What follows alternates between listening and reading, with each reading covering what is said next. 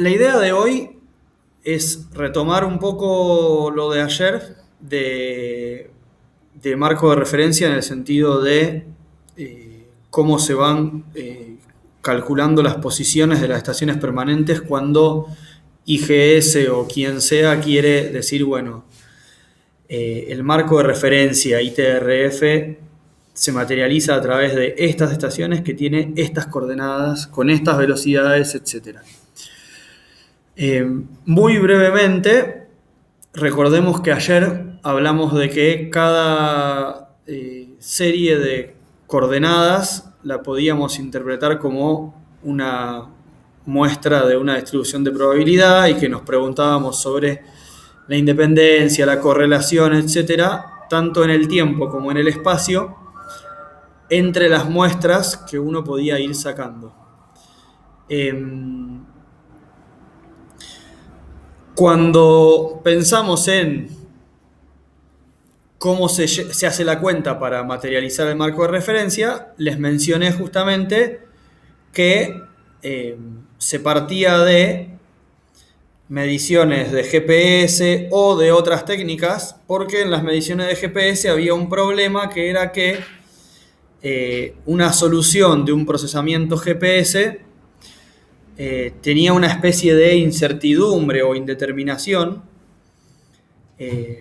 donde al mismo tiempo que había una solución al sistema de coordenadas, variantes de esa solución un poquito trasladadas o un poquito rotadas también resolvían el sistema de ecuaciones. No hablé de sistema de ecuaciones, perdón, ayer debo haber hablado de problema o de así. No quise, al menos, hablar de sistema de ecuaciones, que no quedara como por supuesto que las cosas eran lineales o algo así.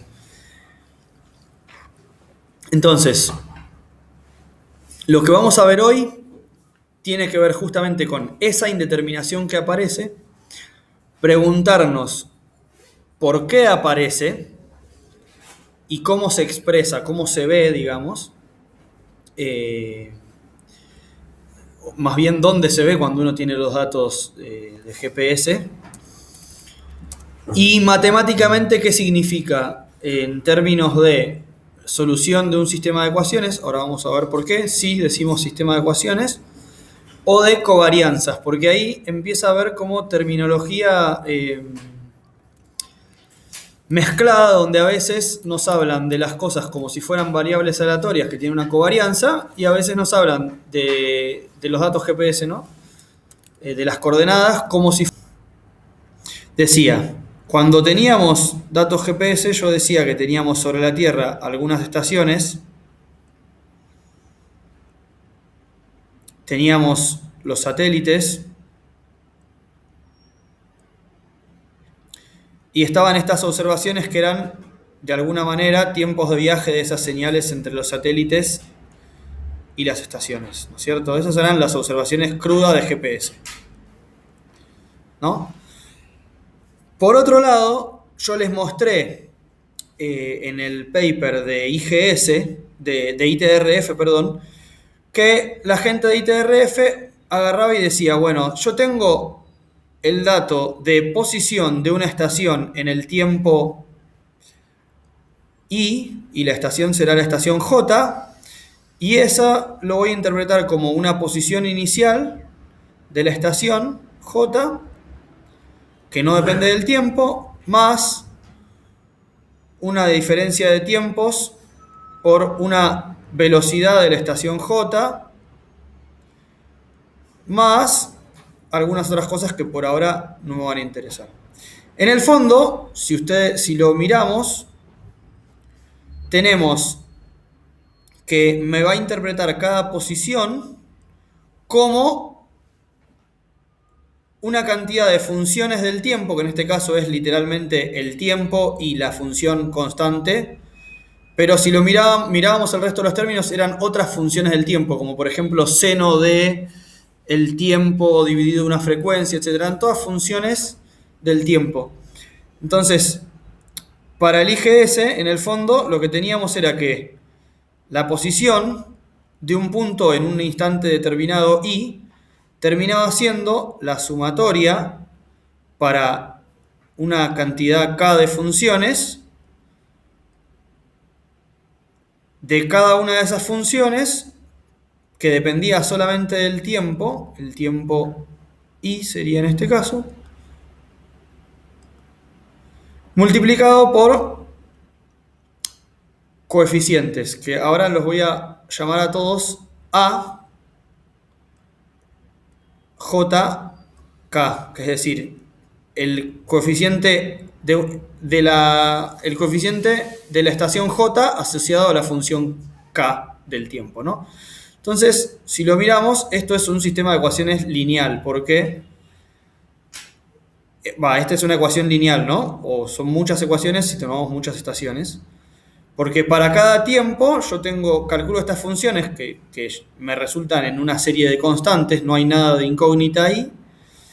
Lo multiplico por una serie de coeficientes que sí son incógnitas, en realidad la posición de la estación y la velocidad de la estación son cosas que yo quiero calcular, y me resulta en la posición observada de la estación, ¿no? Entonces, yo podría decir que tengo un sistema del tipo Y es igual a por X, un clásico sistema de ecuaciones lineales, ¿no es cierto? No sé si ustedes vieron alguna vez sistemas de ecuaciones lineales escritos en notación matricial, supongo que sí, porque todos tuvimos en la carrera cálculo de compensación o alguna materia similar a eso. Pero lo que quiero resaltar es lo siguiente. Para IGS hay un sistema de ecuaciones lineales, ¿no? Las posiciones instantáneas, digamos, una posición para un tiempo para cada estación, son observaciones para ellos que se describen en términos de un sistema lineal que tiene unas posiciones iniciales y unas velocidades que son sus incógnitas. ¿Está bien? ¿Cuál es el problema? Las posiciones observadas, estos S y J, a su vez, vienen del procesamiento GPS. Yo les dije que en el procesamiento GPS yo tenía un montón de parámetros que tenían que ver con la ionosfera, con la troposfera, etc. Además de las posiciones observadas de cada estación. No le pongo el subíndice del tiempo porque se supone justamente que cada tiempo de IGS, o sea, cada tiempo de estos que considera IGS cuando realiza el marco de referencia ITRF, se corresponde a un procesamiento, un resultado de procesamiento GPS distinto. Por ejemplo, una semana. No sé si ustedes vieron que Sirgas, por ejemplo, publica una solución por semana. Cuando después tiene que realizar el marco de referencia y decirte en Sirgas la posición de la estación, no sé, de Bahía Blanca es esta posición más una velocidad de 1 milímetro por año en la coordenada norte, 1 milímetro por año en la coordenada este y menos 1 milímetro por año en la coordenada altura. Cuando tiene que hacer eso, agarra muchas soluciones semanales de Sirgas, las mete dentro de este sistema de ecuaciones que yo estoy describiendo acá y trata de hallar una solución. El problema es que cada una de esas soluciones que mete de este lado de la ecuación como observación viene de un procesamiento GPS en particular, es decir, yo agarro todo lo que viene acá, de alguna manera lo encierro en una caja y lo meto acá. Y hago otro procesamiento más abajo para otra semana con otra configuración, tal vez porque puede haber una estación que se agregue o que se saque, y lo meto de nuevo en una caja y es otra observación de este sistema de ecuaciones. La pregunta es, estas ecuaciones GPS de este lado, ¿no? De este lado del problema, ¿cómo vienen dadas? Si uno mira, ahora vamos a mirar un archivo SINEX, que son el tipo de archivos en los que vienen las soluciones semanales de Sirgas, lo que uno va a ver es que nos dicen que nos dan o bien un sistema de ecuaciones normales o bien una matriz de covarianza y un vector de posiciones. Ahí nos preguntamos qué significa eso. Bueno, vamos a ir desarmando eso. Cuando nos dicen que nos dan un sistema de ecuaciones normales, lo que nos están queriendo decir es que ellos estimaron las posiciones de la siguiente manera. Dijeron, las posiciones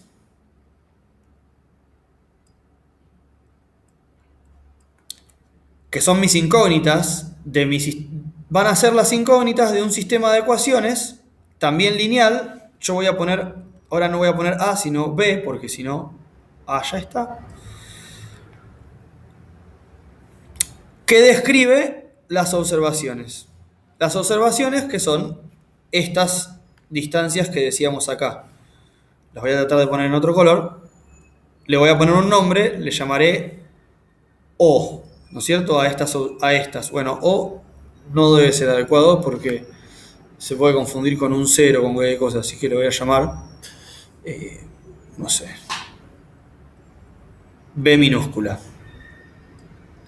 ¿no es cierto? Entonces, todas las observaciones tienen que quedar descritas como un sistema de ecuaciones lineal de las posiciones, o en realidad no de las posiciones, porque yo dije que entran un montón de otros parámetros, ¿no? Las posiciones y encubiertamente también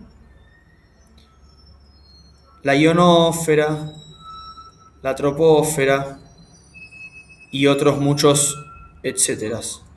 Acá pueden incluirse o no los parámetros de orientación terrestre que yo les mencioné ayer. ¿Por qué digo o no? Porque a veces el procesamiento GPS trae los parámetros de observación los parámetros de orientación terrestre ya incluidos. Fíjense, ¿por qué lo diferencio en colores? Porque cuando cuando yo voy a meter las cosas en una caja y pasarlas al otro sistema de ecuaciones, ¿no? Que dije, bueno, agarro la solución, la meto en una caja y la meto en el otro sistema de ecuaciones, a mí me dan solamente esta parte. ¿Está bien? Esta parte es la que se mete en la caja y va al sistema de ecuaciones. Pregunta, ¿qué estamos haciendo con esta otra parte? ¿Cierto? Entonces, repaso. Dije, tengo que para ITRF, o IGS en realidad es el organismo que lo calcula, las posiciones son observaciones, vienen de este lado del igual, de un sistema de ecuaciones donde las incógnitas son una posición inicial más una velocidad más otras cosas que siempre están afectando a funciones del tiempo, que yo las puedo calcular de antemano. Si sé para qué tiempo es válida esa posición, sé cuál es el valor de esa f del tiempo.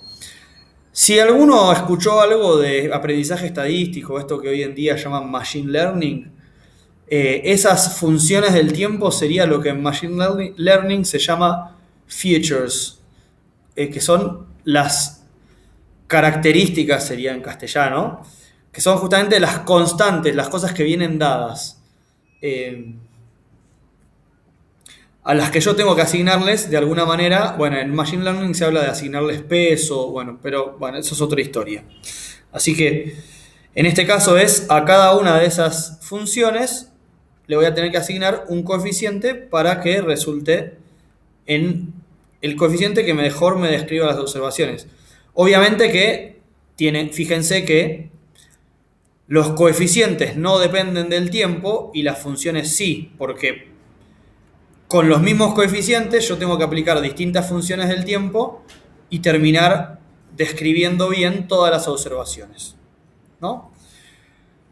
Lo que yo les decía entonces es que esas observaciones a su vez vienen de otro sistema de ecuaciones que es el que se resuelve cuando se hace el procesamiento GPS. Que no está tan claro, pero también se transmite esa información como si viniera de un sistema de ecuaciones lineal. ¿Por qué yo les dije que esto es así? porque siempre nos transmiten o bien lo que se llaman ecuaciones normales o bien una matriz de covarianza asociada a un vector de resultados. ¿Qué es que nos transmiten las ecuaciones normales? Es que nos den este valor, lo voy a poner en otro color, a ver si funciona. Si me dan esta matriz B, no se vio nada del amarillo. Si me dan esta matriz B y este vector B, me los dan como información, me están dando ecuaciones normales. No me están dando una solución, fíjense. Me están dando las ecuaciones normales. Si me dan una matriz de covarianza y un vector, me están dando algo que está asociado a este sistema de ecuaciones y ahora voy a pasar a explicar cómo. Tal vez es la parte más difícil de entender, pero vamos a intentar que se entienda porque es importante.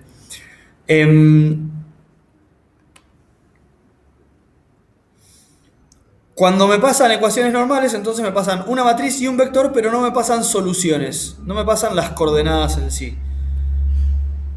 ¿Cómo hago yo para incluir eso acá adentro? Fíjense, yo estoy diciendo que quiero resolver este sistema de ecuaciones que yo puse a la derecha, usando como observaciones las S del sistema de ecuaciones que yo estoy poniendo a la izquierda. Si a mí no me dan las S, parecería un problema. Bueno, y ahí aparece lo que se llama combinación en el lenguaje de marcos de referencia o de soluciones GPS. Si ustedes se fijan, Sirgas dice que provee una solución anual combinada o multianual combinada. ¿Qué significa eso? Que yo lo que termino haciendo es meter, en vez de tratar de resolver el sistema de ecuaciones de la derecha usando como observación lo que sale del sistema de ecuaciones de la izquierda, que yo podría hacerlo tranquilamente, lo que hago es intentar armarme un sistema de ecuaciones enorme para la izquierda, un sistema de ecuaciones enorme, punto, usando toda la información que tengo a la izquierda. Entonces, a mí me dan un B mayúscula y un B minúscula asociado a cada tiempo i, y yo lo que hago es armarme un sistema de ecuaciones de este tipo. Yo voy a tener el B, no, lo voy a poner en negro porque si no... Yo voy a tener el B que me dieron para el tiempo i, para cada tiempo i. En vez de poner el S para el tiempo i, voy a poner justamente esta parte de la ecuación, el A por X. Entonces pongo la sumatoria de las funciones del tiempo K para todos los K para el tiempo I por los coeficientes que en definitiva son lo que yo quiero calcular.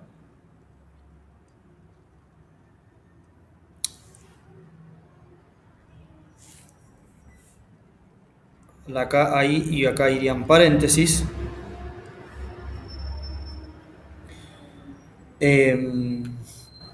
Por la X, no. No, tuve un lapsus, perdón. La X sería la A, ¿no es cierto? A por X es la A mayúscula, serían estas funciones. Esto es la A, lo que yo llamé A abajo, y esto es lo que yo llamé X. Y esto es lo que yo llamé Y. ¿Está bien? Bueno, entonces. Y esto tiene que ser igual al B que aparece acá, que también me lo dieron.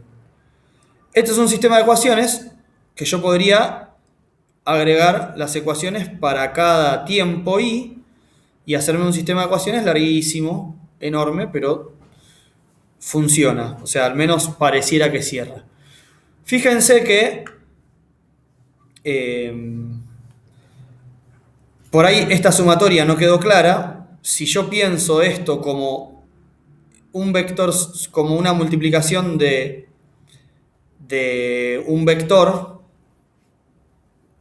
de vectores, básicamente, en vez de una sumatoria, como es en una sola dimensión, yo podría pensar que, por ejemplo, llamo un vector, lo voy a llamar t, no sub k, es un vector que tiene la f1 en el tiempo i, t, le voy a poner. La f1 en el tiempo i, la f2 en el tiempo i, etcétera, la fk en el tiempo i. Si yo pienso eso y pienso que el vector a, en vez de poner a sub k, el vector a tiene directamente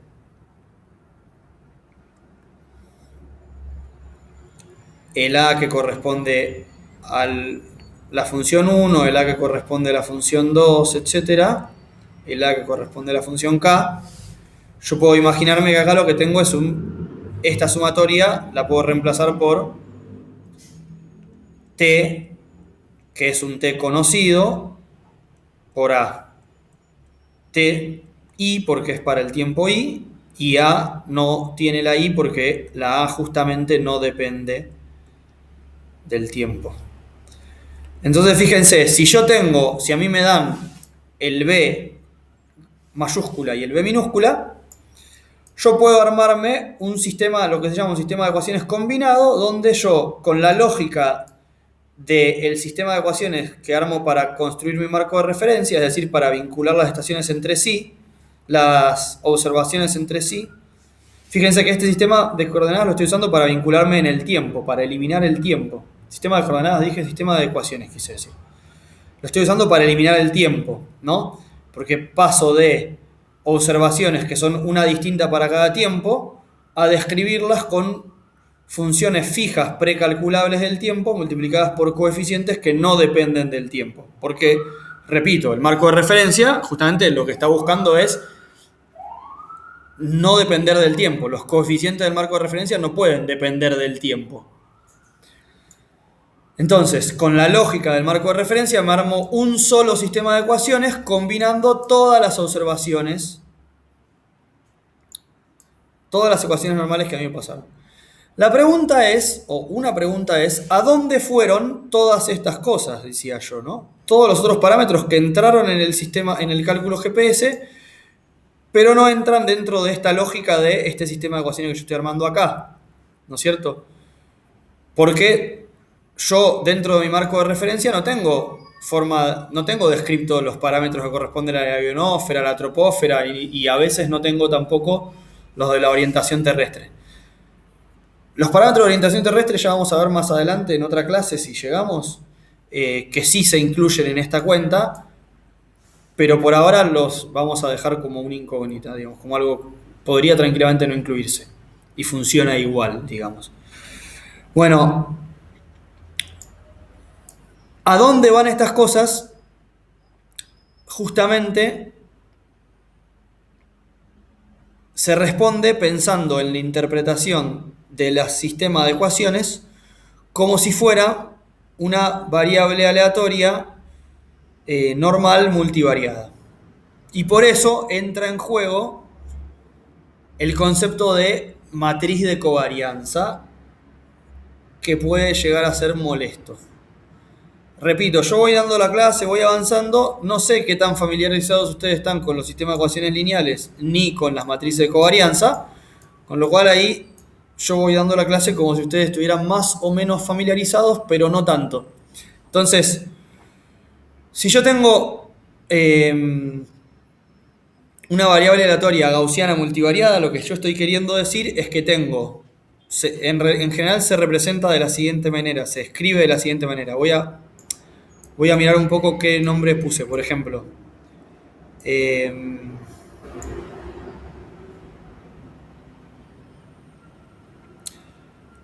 Si yo me imagino, por ejemplo, que las observaciones GPS son una función gaussiana multivariada, lo que yo escribo es que mi variable, esa b para el tiempo i, se escribe con el simbolito que sería como la viborita de arriba de la n, que dicho sea de paso es otra n, porque el grafismo para la ñ en realidad es una acumulación de dos n's una arriba de la otra, pero bueno, cuando estudien tipografía lo ven. Y se dice que se distribuye según la distribución normal. Este simbolito significa distribuido según la distribución normal. Entonces normalmente se escribe una n, que puede ser una n mayúscula o alguna n un poco más caligráfica. Y la variable normal tiene dos parámetros, una media, que se la suele llamar mu, y una covarianza, a la que se la llama sigma. Este mu es un vector, digamos, si las observaciones son un vector de 1 por, no sé, 100, porque es para un solo tiempo 100 observaciones distintas, 100 distancias de esas medidas por los GPS, el mu tiene la misma forma, 1 por 100,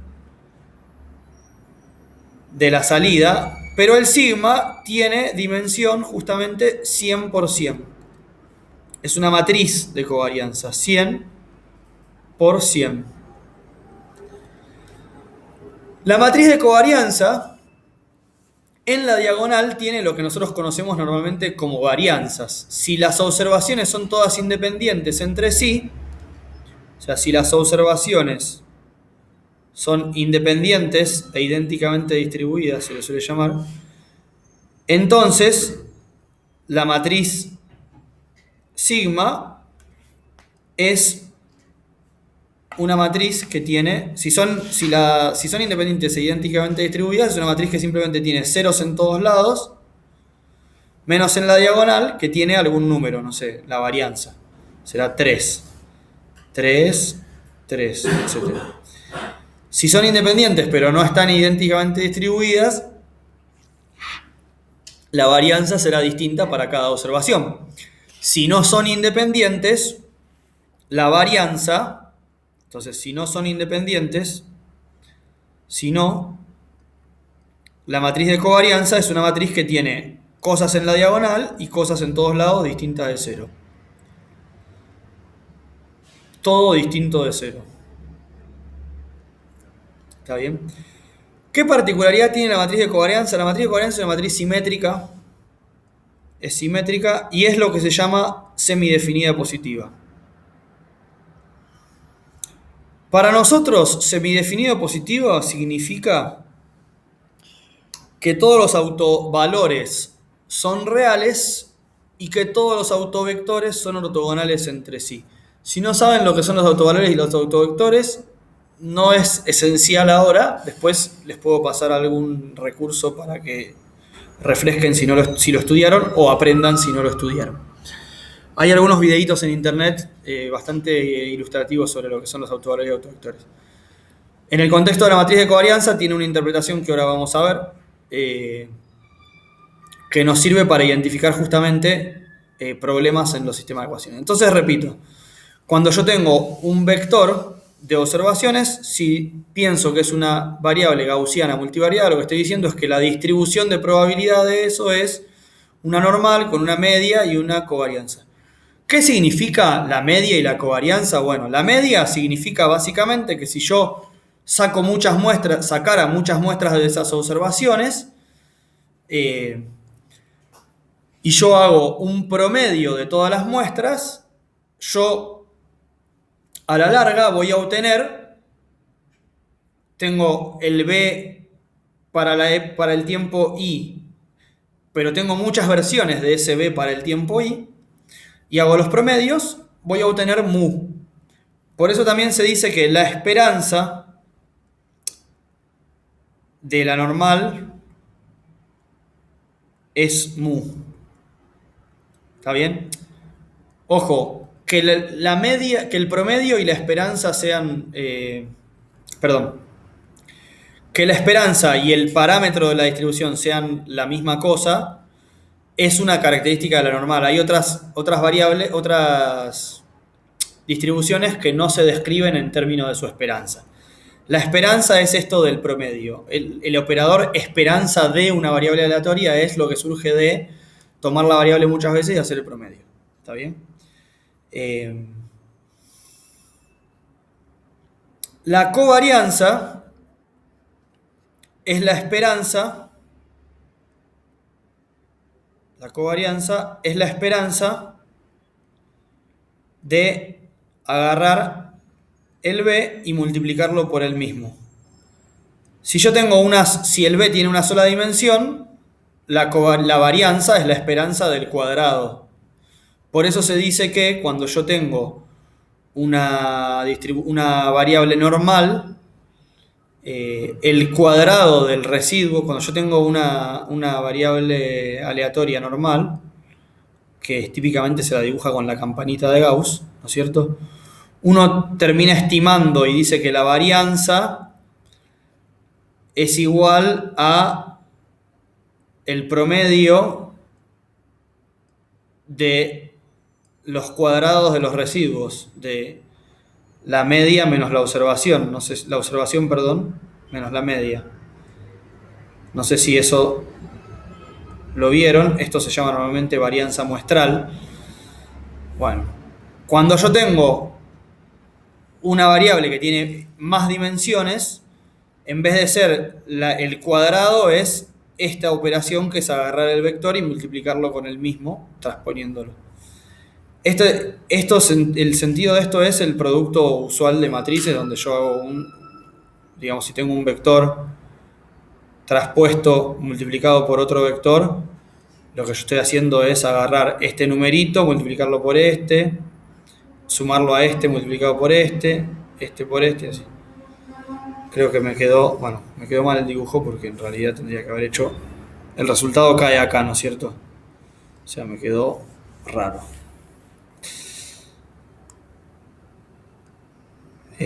No sé si se acuerdan lo que estoy diciendo sobre el producto de matrices. Entonces, ¿qué sucede? Fíjense que la matriz de covarianza, en la diagonal,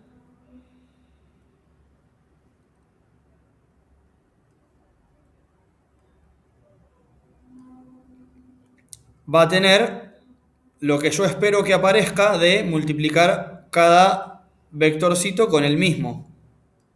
Cada casillero del vector, cada observación con ella misma. Pero en lo que no es la diagonal, voy a tener la esperanza de multiplicar cada observación con las otras. Por ejemplo, no sé, multiplicar la observación de la estación 1 al satélite 5 con la observación de la estación 3 al satélite 2, ¿no? Y así. En el caso de las observaciones a los satélites. Si yo estoy hablando de la covarianza de las estaciones, entonces, si yo digo que, por ejemplo, las posiciones ahora, no las observaciones, también son una distribución, siguen una distribución normal con una media mu y una covarianza sigma, lo que estoy diciendo es que si la covarianza sigma no es diagonal, o sea, si acá hay algo que no es cero, ¿qué estoy diciendo yo? Que para la estación, no sé, si esta es la columna 1 y esta es la fila 3, lo que estoy diciendo es que la esperanza de agarrar la posición de la estación 1, multiplicarla por la posición de la estación 3, es distinto de 0. Fíjense que esto implica que si yo estoy asumiendo que las posiciones de las estaciones son aleatorias, significa que cuando yo observo las estaciones, tienden a tomar valores con algún patrón especial, porque si no hubiera ningún patrón especial, yo digo, bueno, tengo el valor de la posición de la estación 1 en un eje, el valor de la posición de la estación 3 en el otro, y si los dos valores son independientes, yo a veces voy a tener el puntito acá, a veces el puntito acá, en cualquier lado. Y la esperanza de esa multiplicación va a ser 0. Porque yo a veces los dos van a ser positivos, a veces van a ser negativos, los dos, pero a veces va a ser uno positivo y otro negativo, a veces va a ser, y cuando yo sume todo eso, finalmente me va a dar 0. Ahora, si no es 0, significa que los dos tenderán a tener varias veces el mismo signo, es decir, la distribución de estos puntitos va a tener una forma así, ¿no? Porque para que no sea 0, tiene que haber más combinaciones que resulten en un signo que en el otro, más positivas o más negativas, o sea que más veces el signo de la estación 1 y el signo de la estación 3 son el mismo que las veces que son distintos, ¿no? De alguna manera estoy diciendo que la posición de la estación 1 y la posición de la estación 3 se mueven juntas, ¿no? Ojo, ¿por qué aparecen en la matriz de covarianza? ¿Por qué lo hago el dibujo centrado alrededor del 0? Porque esto en realidad yo puse mal la esperanza, sería la esperanza de la S1 menos la media, ¿no? De la S1. Yo estoy asumiendo que ya centré la distribución. Es la S1 menos la media de la S1, la media para la coordenada 1, y la S3 menos la media para la coordenada 3. Es decir, la covarianza lo que mira es lo que me aparto de la media, ya restando. Así que esto lo voy a tachar en rojo. Discúlpenme la imprecisión, es un error típico. Lo voy a tachar. Pero era esto lo que yo estaba queriendo decir. Bueno. Bien. Sigue sin conectarse repito, estoy explicando lo de las variables aleatorias, primero porque después nos va a servir para otra cosa, pero ahora como disparador preguntándonos a dónde fueron todas estas, ¿no es cierto? Todas estas cosas que aparecían, que ahora no aparecen más. Digamos que cuando yo armo mi sistema de ecuaciones grandes las voy a ignorar. Bueno, resulta que si yo tengo un vector que tiene las S, las T, las I y un montón de cosas, y digo que ese vector grande se distribuye según una normal con una media mu y una covarianza sigma, perdón, hay forma de calcular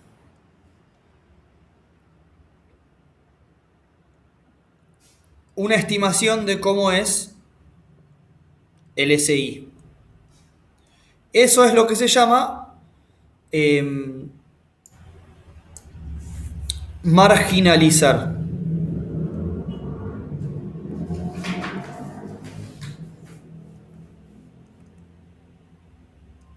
¿Qué pasa? La ventaja de las... Ahora estoy dudando si...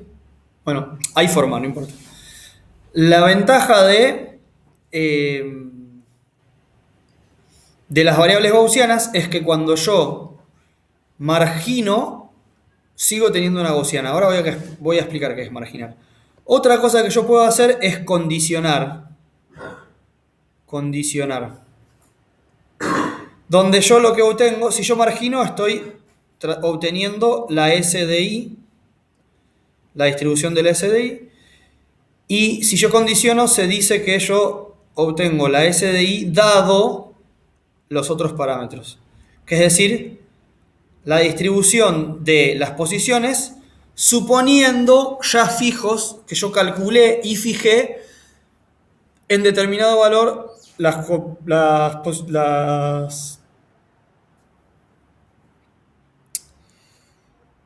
se me fue la palabra.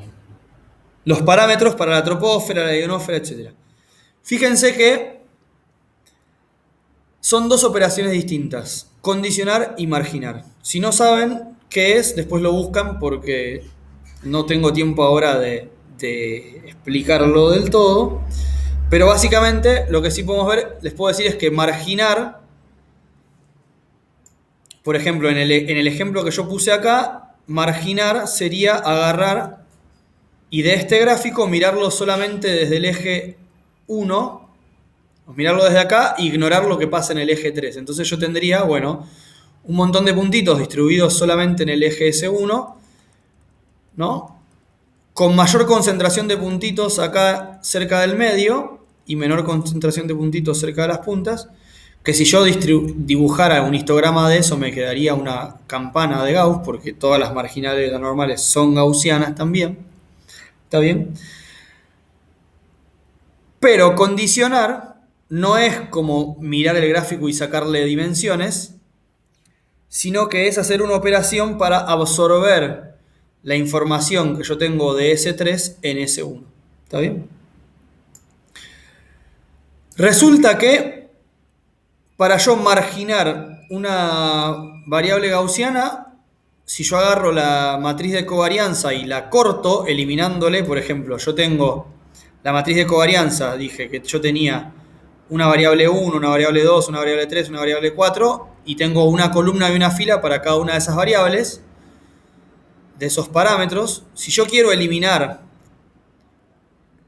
los parámetros, por ejemplo, 3 y 4, y quedarme con el 1 y 2, la distribución de la función de la marginal es este pedacito, tiene este sigma. Este es el sigma de la marginal.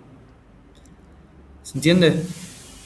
Ahora, si yo quiero condicionar, lo que tengo que hacer es agarrar, hacer la inversa de la covarianza, cortarla, y ahí voy a tener la inversa de la covarianza de la marginal. Cuando yo vuelva a invertir esta matriz, me va a dar una cosa distinta. Digamos, si yo esto lo invierto, me va a dar distinto. Perdón. Si esto lo invierto, me va a dar distinto. O sea, condicionar y marginar son dos cosas distintas. Marginar es recortar la matriz de covarianza, condicionar es invertirla, recortarla y volverla a invertir. Y me da la distribución suponiendo que fijé los parámetros en vez de darme la distribución ignorando la existencia de los parámetros. Porque marginar sería directamente ignorar que esos parámetros existen en primer lugar. Entonces fíjense, yo estoy diciendo que voy a hacer algún tipo de operación donde estos parámetros, lo de la tropósfera, ionósfera y qué sé yo, que yo necesitaba calcular para poder calcular las observaciones, o bien los voy a ignorar o bien los voy a asumir conocidos, que no es lo mismo. ¿Está bien? Bueno, entonces, ¿dónde entran las distribuciones gaussianas en todo esto? Bueno, en los sistemas de ecuaciones lineales, repetía yo, uno normalmente, cuando tenía un sistema de ecuaciones lineales, y esto va a ser como una especie de repaso de algo que alguna vez vieron seguramente, ustedes habrán visto mínimos cuadrados, supongo. Cuando uno tiene, por ejemplo, posiciones de una red planimétrica y quiere calcular las mejores posiciones que describen las distancias observadas, ¿no es cierto? Entonces uno tiene, de nuevo, una matriz, un vector de observaciones, un vector de posiciones, de parámetros, que serían en este caso las posiciones, y un vector de observaciones, que son las distancias medidas, por ejemplo, ¿no? Ahora vamos a ver un ejemplo con números de distancias. Cuando uno tiene esto, uno decía, bueno, voy a buscar el X tal que, si yo agarro esto, a lo que yo llamaba residuo, sea mínimo.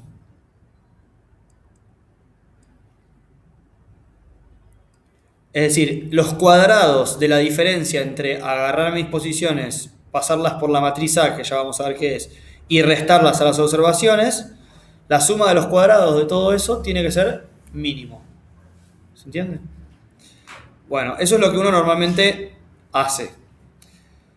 Y nosotros normalmente terminábamos haciendo esto. Decíamos, bueno, X va a ser igual a magia.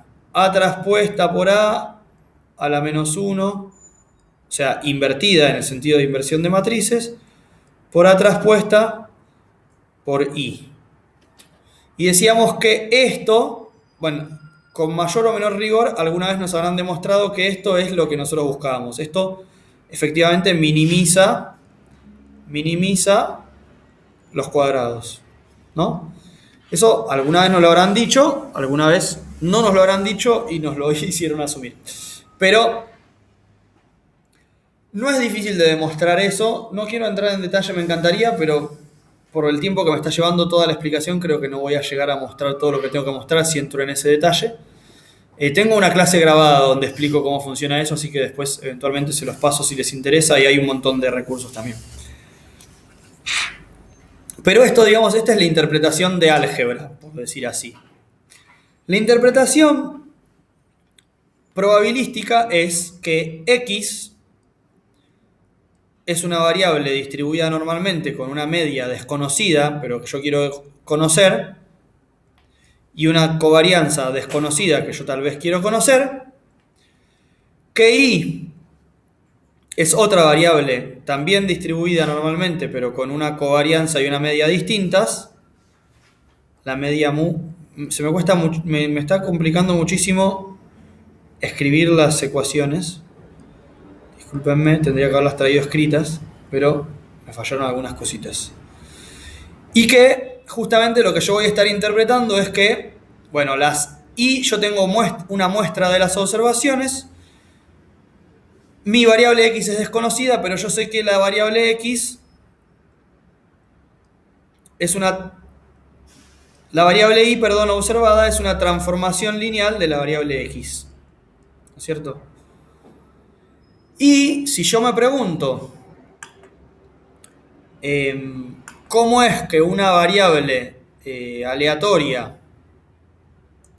normal cambia cuando yo la transformo, ¿no es cierto? Y lo buscan, transformaciones lineales de variables aleatorias,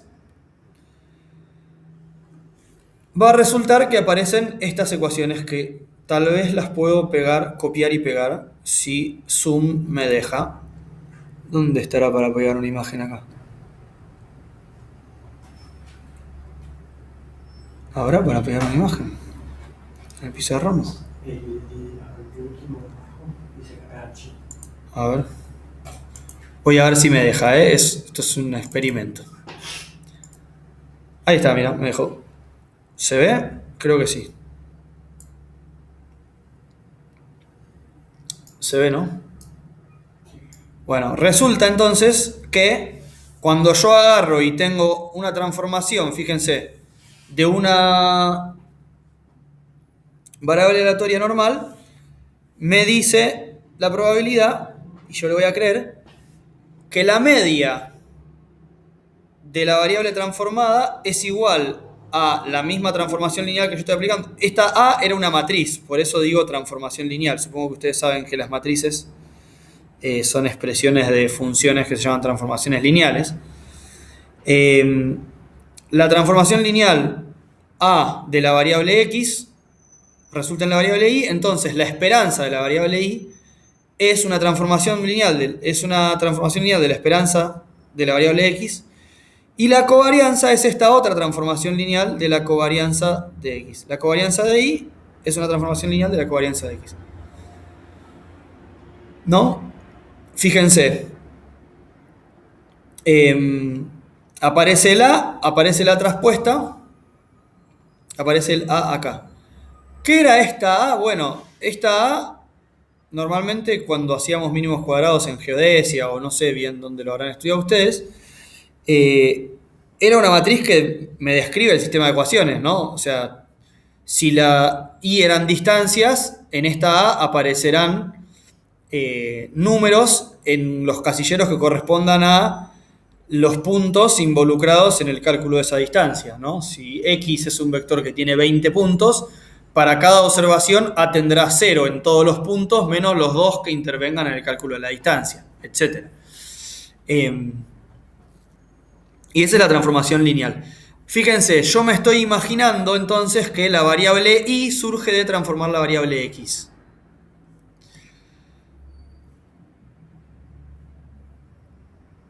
Yo podría también interpretar que la variable X surge de otra transformación, llamémosle A más, para no llamarle inversa, porque puede no tener inversa, de la variable Y. Es decir, porque esta situación es simétrica, digamos, ¿no? Si yo conociera cuál es la transformación que me convierte la Y en la X, yo voy a poder encontrar la media de la X y voy a poder encontrar la covarianza de la X, ¿no?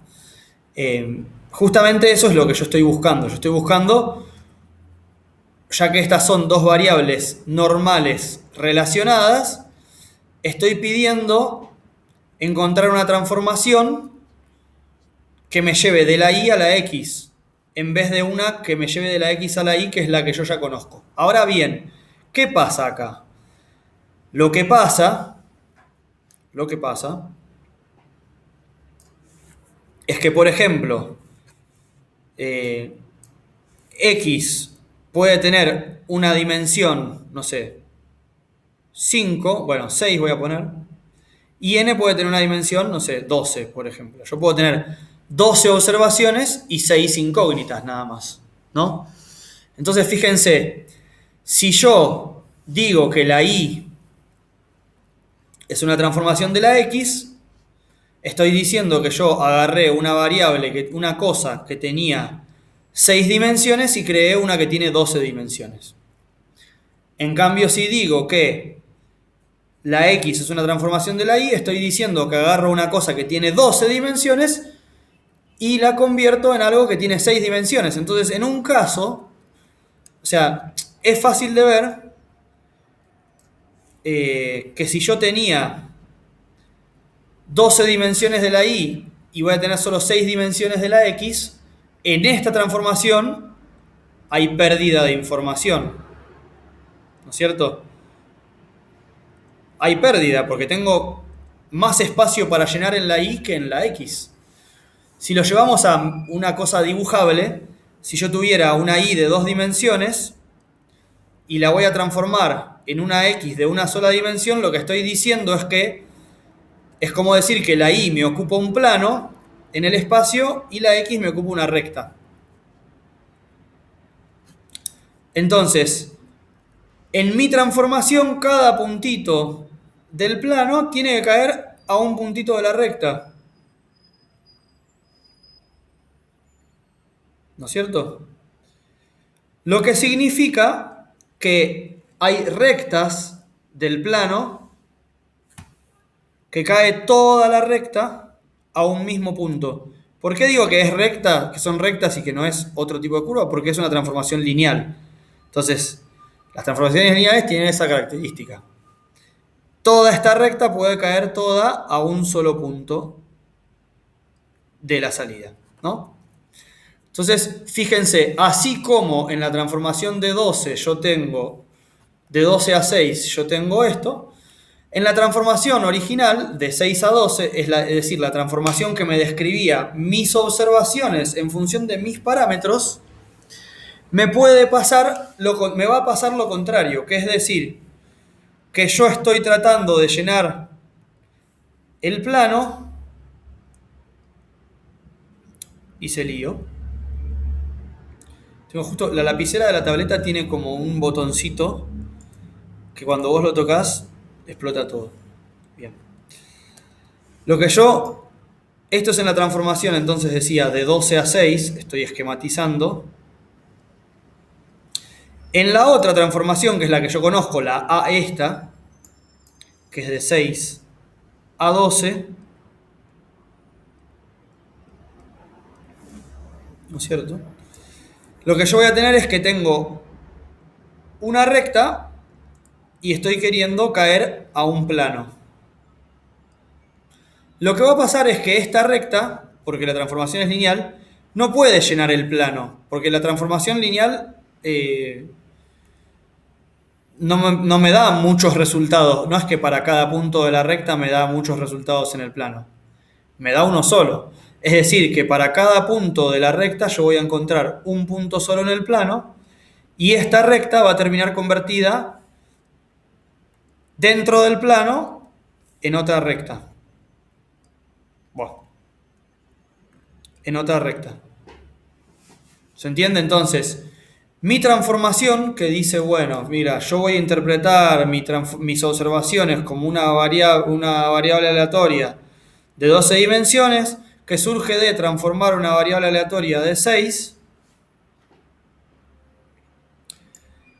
Si yo lo tomo estrictamente, a la salida, las observaciones tienen que caer todas, no pueden ocupar todo el espacio. ¿No es cierto? No pueden caer en cualquier lado del espacio las observaciones. Tienen que caer alrededor de una línea, en una línea. Lo que pasa es que al final de cuentas, las observaciones ocupan todo el espacio porque está el ruido de observación. Además de, yo interpreto en realidad que mis observaciones son una transformación lineal de mis parámetros y hay un ruido agregado. Cuando yo hago mínimos cuadrados, lo que interpreto es, bueno, fíjense, si mi observación cayó acá, afuera de la línea a la que yo puedo caer con mis parámetros, yo tengo, no sé, las observaciones no me caen alineadas, todas. Lo que yo termino buscando es cuál es la línea, cuál es la transformación que me genera una línea, donde las distancias a esa línea son lo más chicas posibles. ¿Está bien? Donde estoy en el espacio de salida de la transformación lo más cerca posible de un valor posible, valga la redundancia. Un valor al que yo podría haber llegado con mi transformación. ¿Me explico? En términos de variables aleatorias, entonces, yo puedo interpretar justamente como que mi observación está generada como una transformación de mis parámetros más un ruido que me permite llenar el espacio. Porque si yo interpretara estrictamente que mi observación es una transformación de mis parámetros, mi observación no puede caer en cualquier lado del espacio, puede caer solamente sobre una recta. En cambio, cuando yo estoy interpretando lo contrario, es decir, que mis parámetros son una transformación de mis observaciones, no hay problema, porque todas las dimensiones extra son las que yo estoy borrando acá. No sé si me estoy explicando.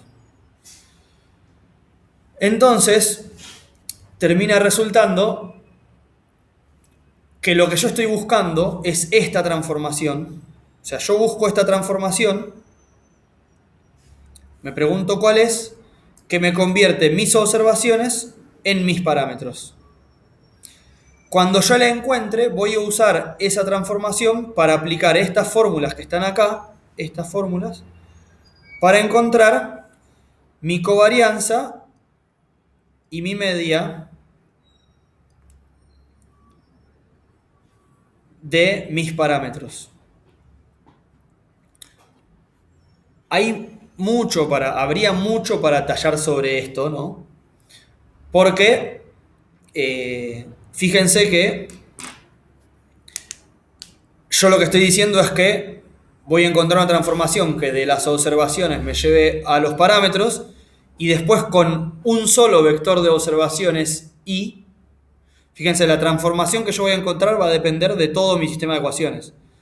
Con lo cual yo estoy considerando que I es una sola muestra de esta normal. Lo que yo tengo observado es una sola muestra de esta normal. Yo tengo una muestra. Bueno, si ahí se muestra, ya está. Terminamos el curso acá. Yo lo que estoy asumiendo es que tengo una sola muestra de esa y con una sola muestra voy a estimar mis parámetros, la media de mis parámetros. Y yo espero que eso funcione. Bueno, hay muchos motivos para pensar que eso funciona, finalmente, a la larga. Gracias. Hay muchos motivos para pensar que a la larga eso funciona.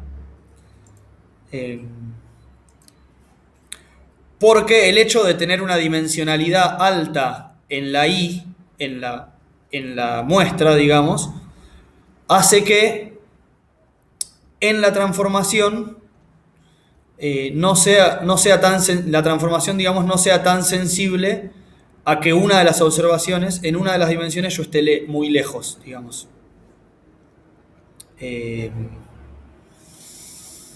Fíjense, el ruido, lo que sería voy a tratar de hacer el dibujito, aunque es medio accesorio ahora eso, la verdad. Pero me quedé con la explicación y va a quedar colgado. Decía, si yo tengo todo mi espacio de entrada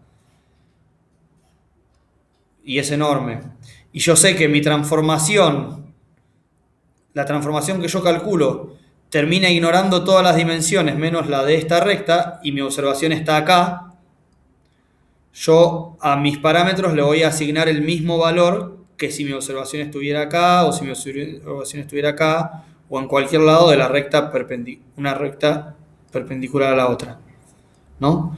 Va a pasar eso.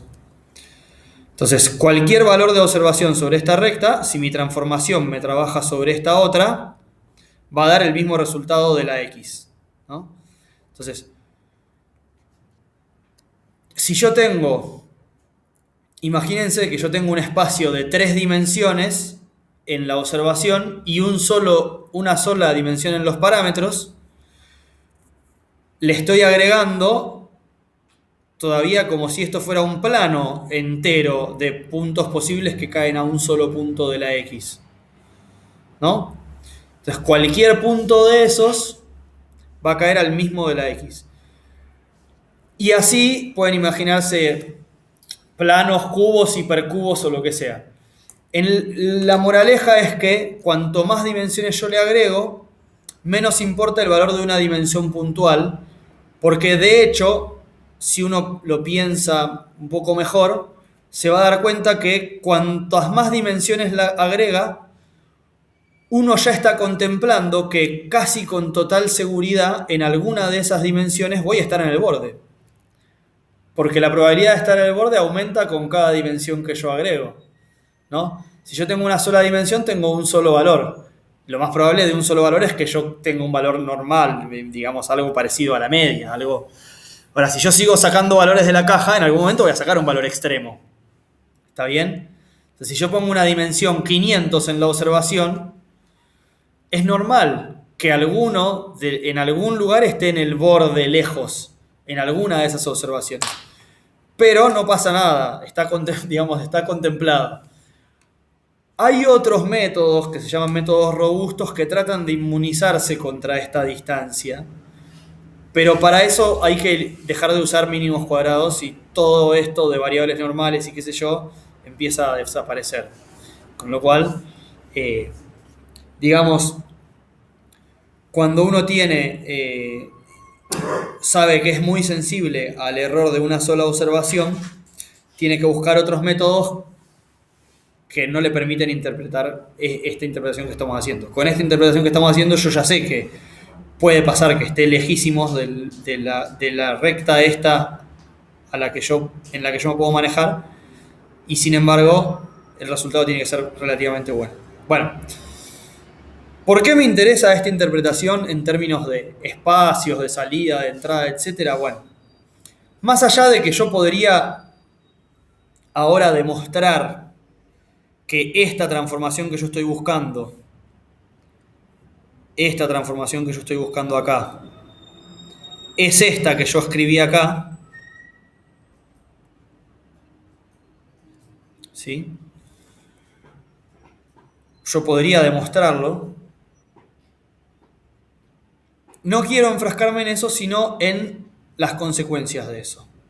Es decir, si yo ya sé que esta es la transformación, todo bien con la transformación, lo que yo sé es que no solamente voy a poder calcular la media de x en función de y, sino que voy a poder calcular la covarianza de x en función de y usando esa transformación. Por eso es que de repente los archivos Sinex nos dan una matriz de covarianzas. En vez de darnos,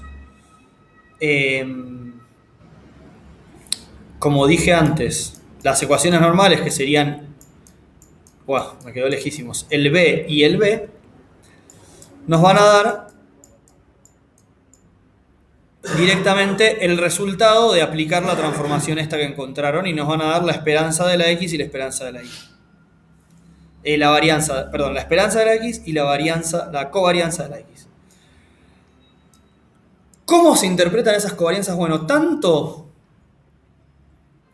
fíjense que acá tengo dos transformaciones distintas. Tengo la transformación A, que me lleva de la X a la Y, y la transformación A más, que me lleva de la Y a la X. ¿No es cierto? Bueno, se puede hacer algo que es lo más importante de esta clase, que se llama descomposición en valores singulares de esa matriz A.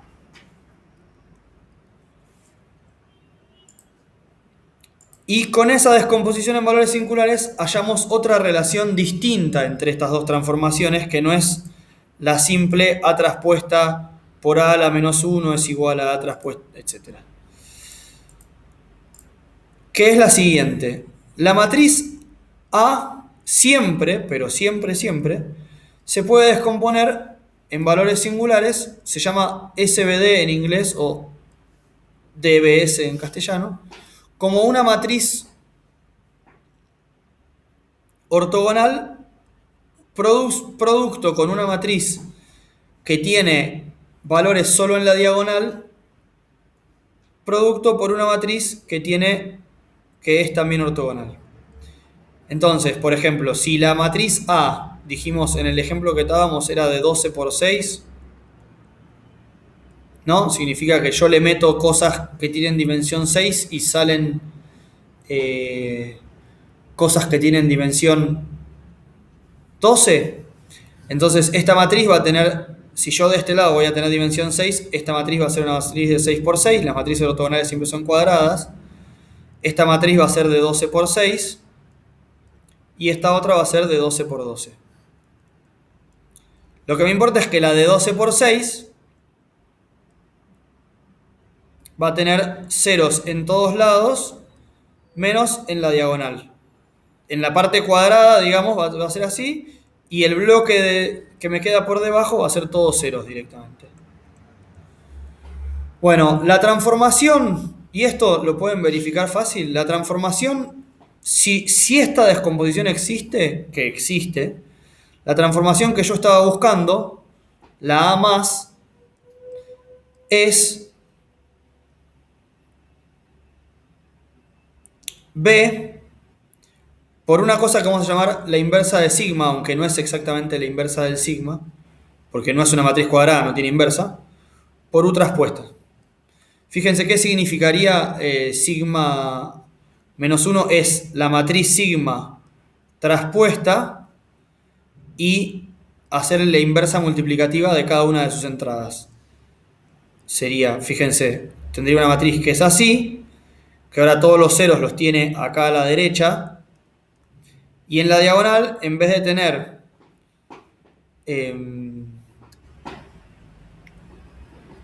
por ejemplo, si acá yo tenía sigma 1, sigma 2, sigma n, acá voy a tener 1 sobre sigma 1, así. Si ustedes hacen la cuenta, van a ver que si ustedes, para una matriz cualquiera, ese A más da igual a A traspuesta por A inversa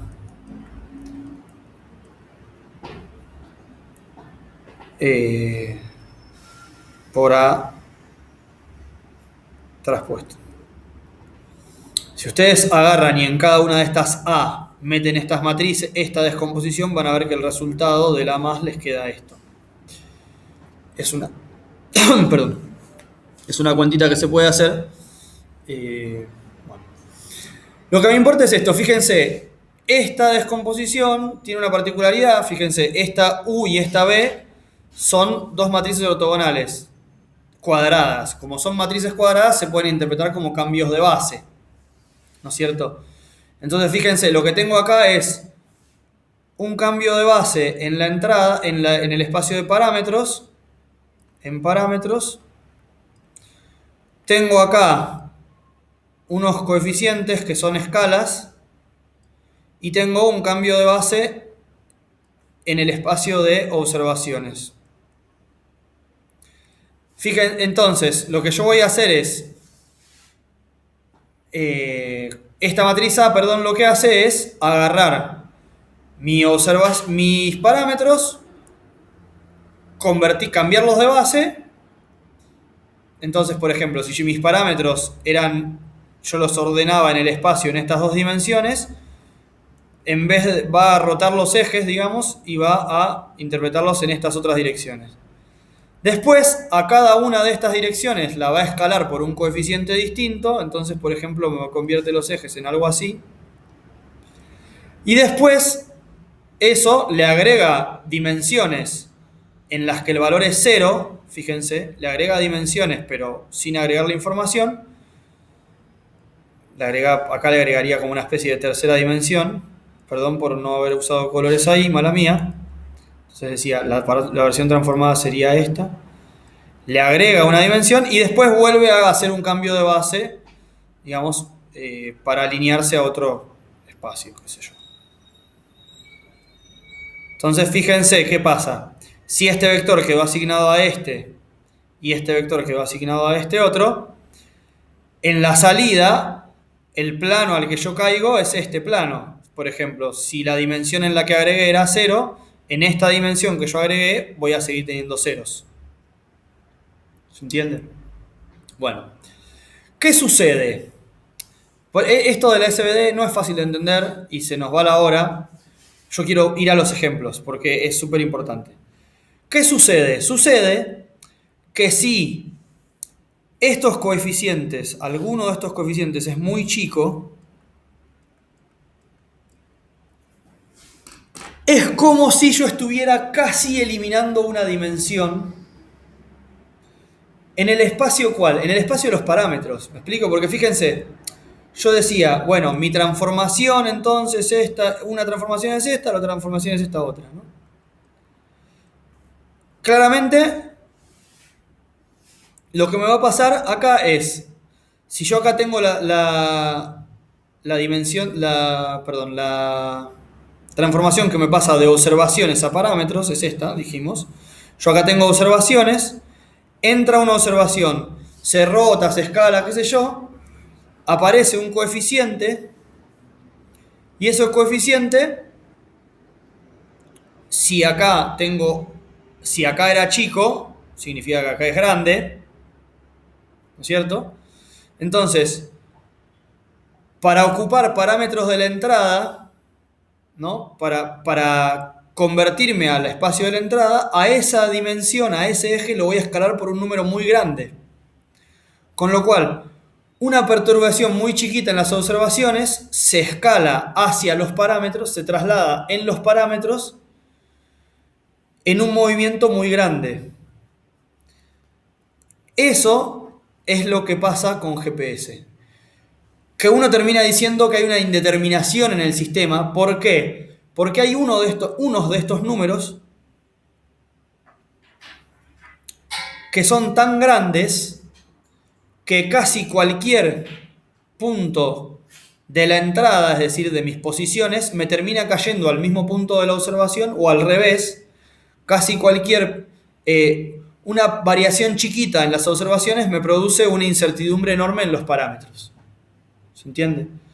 Por eso yo termino diciendo como que tengo muchas soluciones posibles, porque si yo pienso en la transformación de parámetros a observaciones, hay una dimensión de los parámetros que al ser muy chica la escala está como eliminándose cuando yo voy a caer hacia las observaciones. Entonces no importa qué haga yo en esa dimensión, siempre caigo en el mismo lugar de las observaciones. O sea que la solución sigue siendo buena, o teóricamente buena. Al revés, cuando lo pienso como inversa, como que yo estoy tratando de ir de las observaciones hacia los parámetros, un pequeño movimiento en las observaciones me produce un movimiento enorme en los parámetros. Entonces tengo incertidumbre en esa dimensión. Bueno, fíjense a todo esto que estas matrices y esos coeficientes y qué sé yo son cosas que yo acabo de decir, vienen calculadas a partir de esta matriz A, que es la matriz de coeficientes de mi sistema de ecuaciones, ¿no es cierto? ¿Cómo se asocia a la matriz de covarianza? Bueno, la matriz de covarianza, fíjense, en esta transformación es una matriz que se convierte usando esta transformación, ¿no es cierto? Entonces, vamos. Un ejemplo de un sistema de ecuaciones con el cual ustedes van a estar familiarizados, tal vez. Mi programa incluía explicar este sistema de ecuaciones, cómo se calculan los coeficientes, pero nos queda media hora de clase y quiero mostrar el ejemplo de los datos GPS, entonces esa parte la voy a obviar. Es un sistema de ecuaciones donde yo interpreto las distancias, interpreto que yo observé distancias entre puntos. Fíjense, me definí 6 puntos que tienen esta distribución en el espacio. ¿Está bien? Esa distribución en el espacio de puntos, yo digo, bueno, si yo voy a calcular, voy a agregar, voy a observar distancias, ¿no? ¿Cuáles son los coeficientes de estas distancias, de esas ecuaciones de distancia, digamos, para armar esa matriz A del sistema de ecuaciones lineales? Bueno, fíjense, los coeficientes de las distancias, yo los calculé con esta función, después esto se los paso igual, ojo. Terminan siendo restas de coordenadas. Esto es bastante sencillo de calcular. Fíjense que el sistema de ecuaciones cuando yo observo distancias no es lineal porque en los mismos coeficientes de la matriz A aparecen las coordenadas de los puntos, con lo cual eso no es lineal. O sea, si fuera lineal en la matriz A aparecerían constantes, no coordenadas de los puntos. Como yo les dije antes en GPS, era lineal porque en las funciones del tiempo solo intervenía el tiempo, no intervenía la posición. Bueno, en este caso no es lineal, pero está linealizado, digamos. Se supone que variaciones pequeñas en las coordenadas hacen variar la matriz A, pero no es trágico el resultado. De hecho, siempre se resuelve de esta manera. Fíjense ahora. Yo voy a hacer acá yo lo que hago es agarré, me creé una lista vacía y para todos los puntos agregué a esa lista los coeficientes de la matriz de ecuaciones de distancias que corresponderían a una ecuación de distancia entre cada punto y todos los demás. Entonces tengo en total, son 6 puntos, tengo 6 por 5, por 4, por 3. Bueno, tengo una cantidad de ecuaciones. Son 13 ecuaciones. 12 ecuaciones. No. Son 12 puntos y son 15 ecuaciones, creo. Bueno, hay que hacer la cuenta. No puede ser 15, tiene que ser par. 16 serán, qué sé yo. Era tan simple ponerlo, pero no importa. La cuestión es que me fijé, puse 6 puntos porque con menos de 6 puntos uno termina teniendo menos ecuaciones que incógnitas. Y yo quería que quede claro que tengo más ecuaciones que incógnitas. ¿Está bien? Si yo agarro y hago la descomposición en valores singulares de esa matriz, Python lo sabe hacer, digamos. Lo estoy haciendo con NumPy. Python lo sabe hacer, ¿no? Es una matriz U por la matriz diagonal por la matriz B, ¿no es cierto? Fíjense, lo primero que quiero ver es esos valores de la diagonal que aparecen cuando yo hago la descomposición en valores singulares de esta matriz. Fíjense que aparecen. Primero son 12, después van a ver que yo le dije que eran 15 ecuaciones. Los ceros NumPy no me los da ya, me da simplemente los que no son cero. Son 12 porque son 6 puntos, 2 coordenadas por punto, 12 valores tiene que haber. Fíjense que hay 3 que son prácticamente cero. Estos últimos 3, yo acá puse los valores, pero además los imprimí acá para que quede claro. Hay 3 que son prácticamente cero. ¿Por qué? Bueno, porque si yo lo único que tengo son ecuaciones de distancia, yo agarro la red de puntos entera, la traslado en una dirección, la traslado en otra dirección o la roto sobre sí misma y son 3 transformaciones posibles distintas en las que yo estoy moviendo todos los puntos sin que mi sistema de ecuaciones varíe, porque las distancias son las mismas. O sea, varían las coordenadas de los puntos, pero las observaciones no varían. ¿Se entiende? Entonces, por eso hay 3 dimensiones en las que este sistema de ecuaciones es de cero. Ahora, fíjense, esto es independiente, esto es importantísimo. Esto no depende de las observaciones. O sea, no depende del valor de las distancias. Depende de que en mi sistema de ecuaciones yo digo, esta es la distancia entre este punto y este punto. No importa qué valor de distancia después observo cuando yo voy y la mido. Lo que importa es cómo está armado el sistema de ecuaciones. El cómo está armado el sistema de ecuaciones me resulta en que estos 3 valores dan ceros. Fíjense que yo acá, la matriz a la que yo le hice la descomposición en valores singulares es la transformación justamente que me lleva de parámetros a observaciones, no la inversa. Es decir, no estoy agarrando la matriz con la que yo transformaría la covarianza de mis posiciones, sino la de la covarianza de mis observaciones en función de las posiciones. Eso es importante por lo que vamos a ver en el siguiente ejemplo. Entonces, si yo agarro las direcciones, que son los vectores que aparecen en la matriz U, perdón, en la matriz B, perdón, las direcciones en las que esos últimos tres valores, digamos, los ejes asociados a esos últimos tres valores, y yo los grafico, van a ver que esos ejes, moverse por esos ejes es moverse por cualquiera de estos tres colores, rojo, verde o azul. Fíjense, moverme por el verde me hace que me traslade a la derecha principalmente y que rote un poquitito también. Moverme por el azul es prácticamente una rotación alrededor de un centro que estará por algún lugar acá donde tengo el mouse. ¿Se ve el mouse? Sí. Moverme por el rojo es prácticamente una traslación hacia abajo, ¿no? Con un poquitito de rotación alrededor de un eje que estará allá en la loma del Traste, por allá lejos. Perdón por el vocabulario. No estaba hablando con mis hijos, estaba hablando con alumnos. Disculpen. Fíjense, si yo agarro, por ejemplo, y imprimo el vector asociado a la dimensión 1, la que tiene un valor S, que es 6, por ejemplo, es un valor grande. Fíjense que el movimiento que implica moverme por la dimensión 1 es un movimiento justamente que no es ni una traslación neta ni una rotación neta. Claramente, moverme en este movimiento afecta a las observaciones. O sea, si yo agarro y desplazo todos los puntos según estos vectorcitos negros, todas las distancias van a variar. ¿Se entiende? Entonces, fíjense, ¿qué va pasando si yo agarro y le agrego información al sistema de ecuaciones? Le agrego esta ecuación. La ecuación que me tiene un 1 en la x del primer punto. Es decir, una observación que me dice, yo voy a observar directamente la coordenada de un punto. Eso ya, una coordenada de un punto. Eso ya me tiene que eliminar la posibilidad de trasladarme en ese eje como recurso para mantener el sistema invariable, digamos. Si yo me traslado en ese eje, no varían las distancias, pero esta nueva observación que yo agregué, sí.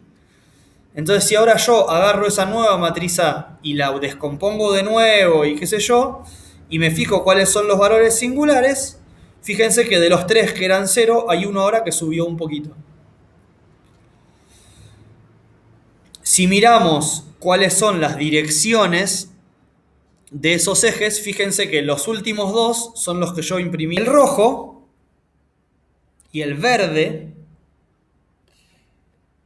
tienen asociado valores que son prácticamente 0, pero el azul ya tiene asociado un valor que no es prácticamente 0. Fíjense qué hacen el rojo y el verde.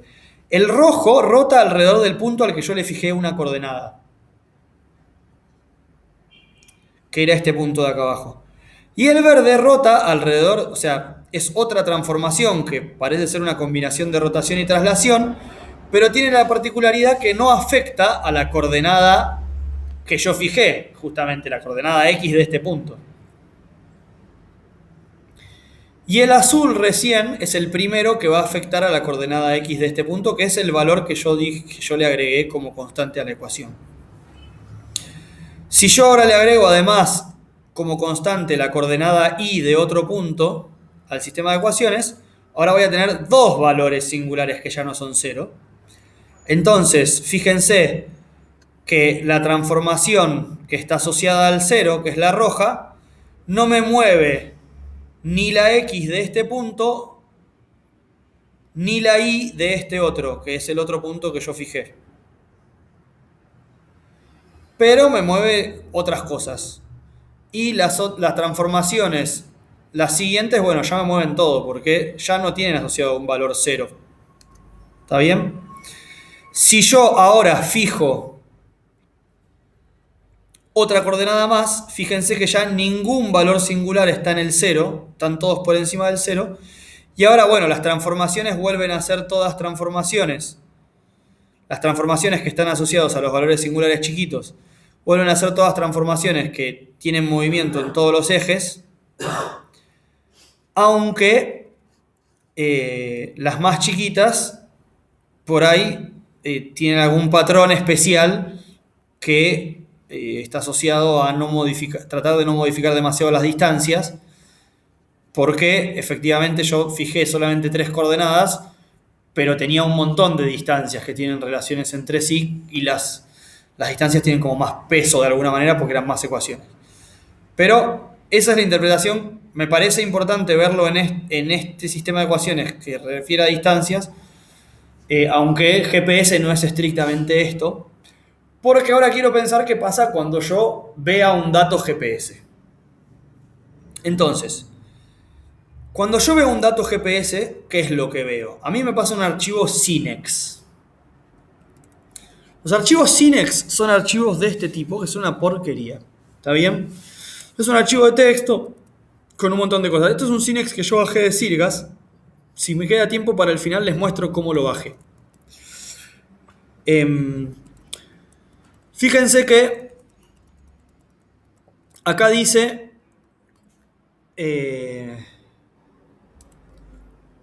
cosas sobre cuál fue el procesamiento que se hizo. Fíjense, dice número de observaciones 205 millones, número de incógnitas 1.012.864, etc. Número de grados de libertad, zaraza. ¿Qué pasa? Acá me está diciendo con qué información resolvió este sistema. Ahora, a mí no me va a pasar información de las 1.012.864 incógnitas que incluyó en su procesamiento GPS. A mí me va a pasar información solamente de las estaciones, de las coordenadas de las estaciones. Fíjense cómo sigue esto. Me dice cuáles son todas las estaciones que aparecen en el procesamiento, ¿no? Que son muchas, así que voy a tratar de ir bajando de a mucho. Me dice información de las antenas, etc. Y me pasé. Acá empieza la solución. Dice, para la coordenada StaX es Station X, Station Y, Station Z. Para la estación AACR, la coordenada X le dio un valor estimado de este valor. La coordenada Y para esa misma y así me va a tirar el valor estimado para, fíjense, sta X, sta Y de todas. Voy a ir bajando de a 100 líneas porque si no me muero. No puse 1000 en vez de... Bueno, no importa. Ay, Dios mío. 100, bueno. Fíjense, ahí me pasé. Yo sigo hasta que tengo... Termina acá. Esto es el vector con estimaciones de estación X y estación Y. Después me va a pasar un vector de a priori que tiene que ver con que el sistema de ecuaciones que resolvió también estaba linealizado, con lo cual hay un valor a priori que se usó para armar la matriz A de su sistema, o sea que es análogo al sistema de distancias en realidad, la parte de resolución de las observaciones. Entonces me va a aparecer este vector, 1326 para abajo, ok. Y después acá aparece la matriz de covarianza. Fíjense, la matriz de covarianza dice, para el parámetro 1 y el parámetro 1 tiene este valor. Para el parámetro 2 y el parámetro 1 tiene este valor y este otro valor. Fíjense, son dos valores porque te dice, en las columnas va apareciendo parámetro 2 más 0, o sea, este valor es el del 2 con el 1, pero este es el del parámetro 2 más 1, o sea, es el 2 con el 2. Acá dice parámetro 3 con parámetro 1, parámetro 3 con parámetro 2, parámetro 3 con parámetro 3, y así. Bueno. La matriz termina siendo enorme, o sea, acá aparecen un montón de valores, fíjense que yo tengo 1000 y pico, de los cuales me escribe solamente los valores del triángulo inferior de la matriz, porque el triángulo superior de la matriz se puede reconstruir porque la matriz es simétrica. Y acá yo, no sé, fíjense que estoy bajando de a 1000 líneas y no llego nunca. Ahí sigo. Es enorme la matriz, porque básicamente, es una matriz de 500 por 1000 por 1000, ¿no?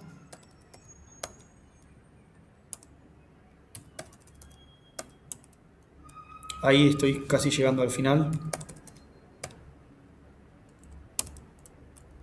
Todavía no llego. Bueno. En algún momento llega al final igual, ¿eh? Es que no me acuerdo hasta qué número llegaba. Estoy acá hablando con mi operador técnico.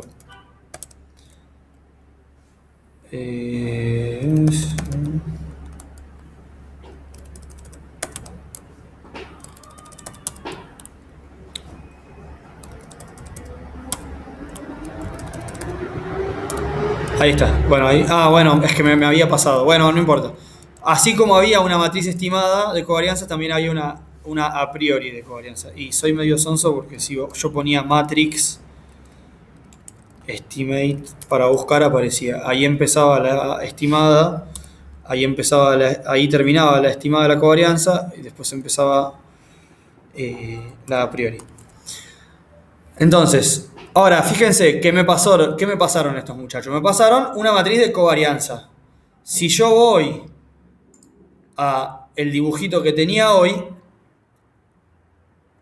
en el ejemplo que les mostré primero, yo estaba analizando esta transformación, la que me define mi sistema de ecuaciones, pero ahora a mí me están dando la covarianza de los parámetros, con lo cual, si ahora me dieron los parámetros y la covarianza de los parámetros, ¿no? Lo que yo tengo que interpretar es que si la covarianza de las observaciones... Ojo, yo no puedo saber cuál es la covarianza que ellos asumieron para las observaciones. Pero si la covarianza para las observaciones que ellos asumieron fuera la identidad, que suele ser, la matriz de covarianza que ellos me están dando a mí es la transformación que yo tengo invertida por la identidad por la transformación invertida traspuesta. Con lo cual, si yo hago la descomposición en valores singulares de esa matriz, voy a poder obtener los valores singulares que yo quiero. ¿Por qué? No lo expliqué, pero si yo tengo una matriz multiplicada por su traspuesta y hago la descomposición en valores singulares, en el sigma, o sea, en la matriz esa diagonal, me quedan los mismos valores que me hubiera quedado si yo hacía la descomposición en valores singulares común, pero elevados al cuadrado. Y que pueden hacer la cuenta, porque me quedaba U por sigma por B traspuesta por sigma por U. Y B por B traspuesta se cancelan porque la matriz es ortogonal y su traspuesta es su propia inversa. Y el sigma queda al cuadrado. Y como la matriz a la que a mí me importaba era la U, la matriz que tiene las direcciones, esos vectores que yo les mostré antes, es la matriz que está en el espacio de parámetros, es la que a mí me importaba, tengo los vectores que yo quiero tener. Entonces, vamos a ir al siguiente ejemplo, que es yo agarré ese Sinex que les mostré, lo cargué, yo agarré dos Sinex, ahora después les voy a explicar qué son. Uno es el que les acabo de mostrar, que es la solución de Sirgas para la semana 2301. El tipo de solución que Sirgas da es lo que ellos llaman una solución semilibre, donde ellos dicen, después vamos a ver la clase que viene por qué lo dicen, que esto está calculado de una forma donde esos valores singulares muy cercanos a ceros de la matriz de covarianza están respetados de alguna manera. Ojo, cuando yo tengo una matriz con valores muy cercanos a cero y yo la quiero invertir, que es lo que yo tengo que hacer cuando hacía A traspuesta por A a la menos 1, digamos, Cuando yo tengo en la descomposición en valores singulares esos valores muy cercanos a cero y lo quiero invertir, en realidad la inversa no la puedo hallar.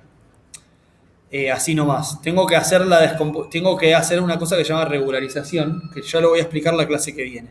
Es toda una parte más extrema. Sí. Perdón. Es todo algo que tengo que explicar la clase que viene. La solución semilibre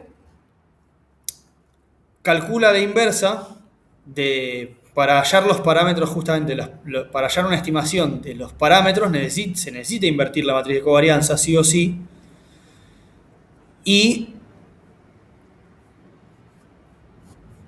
Se necesita invertir, no la matriz de covarianza, se necesita hallar la matriz de covarianza, que es la inversa de la otra matriz que estábamos trabajando antes. Y como hay valores singulares muy cercanos a cero, esa inversa hay que calcularla de una forma especial, no es la inversa de matrices común. Si yo hubiera intentado, en el ejemplo que lo estaba mostrando antes, en este ejemplo, antes de agregarle las últimas ecuaciones que le agregué, yo hubiera intentado pedirle a la computadora que me dé la inversa no me lo hubiera dado. Me hubiera dicho, no se puede. La inversa de A por A puesta por A. Me hubiera dicho, no se puede, porque esos valores singulares son idénticamente iguales a cero, la matriz está mal condicionada, zaraza. Acá. Por ahora, salvando el obstáculo epistemológico de que no saben cómo lo hicieron, supongamos que hay una forma de invertirla y que ahora me están dando la matriz de covarianza, que es la inversa, que está relacionada a la inversa de la matriz que yo miré antes. Si yo hago la descomposición en valores singulares de esta matriz, bueno, vamos a ver que U y BT son la misma cosa pero traspuesta, por lo que les mencionaba recién. Después, la clase que viene traigo las fórmulas por ahí para escribirlas y que esté claro. Si yo miro estos valores S, los valores singulares, ¿qué números dan? Fíjense que dan valores que de repente se van acercando al cero. Yo acá, en realidad, estoy mostrando la inversa de los valores. Y bueno, le hice una transformación para que se note la diferencia. Es un poco trampa lo que hice, después ustedes lo ven, porque le puse escala logarítmica porque los valores van cayendo hacia cero, todos, pero hacia el final, digamos, los más bajitos de repente se desploman hacia el cero, ¿no? Lo que me faltó a mí es tomar la raíz cuadrada para que sea equivalente a lo que yo les mencionaba. Fíjense que yo estoy haciendo 1 dividido, ese era el nombre de los valores. Yo lo estoy normalizando para que dé 0, pero voy a ser más leal. Bueno, no voy a modificar esto porque si no va a explotar y tengo pocos minutos de clase. Pero fíjense que hay unos últimos valores que dan muy cercanos a 0. Es decir, si el logaritmo da a la menos 14, es lo mismo que decir que da prácticamente 0, ¿no? Vimos que para la compu, menos 16 o sea, algo a la menos 16, algo por 10 a la menos 16 es indistinguible de 0. No sé si se dieron cuenta que en Excel, cuando ustedes están calculando un valor que tiene que dar 0, a veces en vez de dar 0 da 1 por 10 a la menos 16. Bueno, eso tiene que ver con cómo las computadoras calculan. Bueno, cuestión que si yo agarro y me fijo, fíjense, repito, yo estoy ploteando acá la inversa, 1 dividido los S, porque yo ahora estoy viendo la matriz de covarianza, la que estaba viendo antes era la inversa de la matriz de covarianza. Entonces, en la matriz diagonal los coeficientes aparecen 1 dividido el coeficiente que yo buscaba. Coeficientes grandes de esta matriz son lo que para mí eran coeficientes chicos que me molestaban en la resolución del problema. Por eso hice la inversa. Fíjense, si yo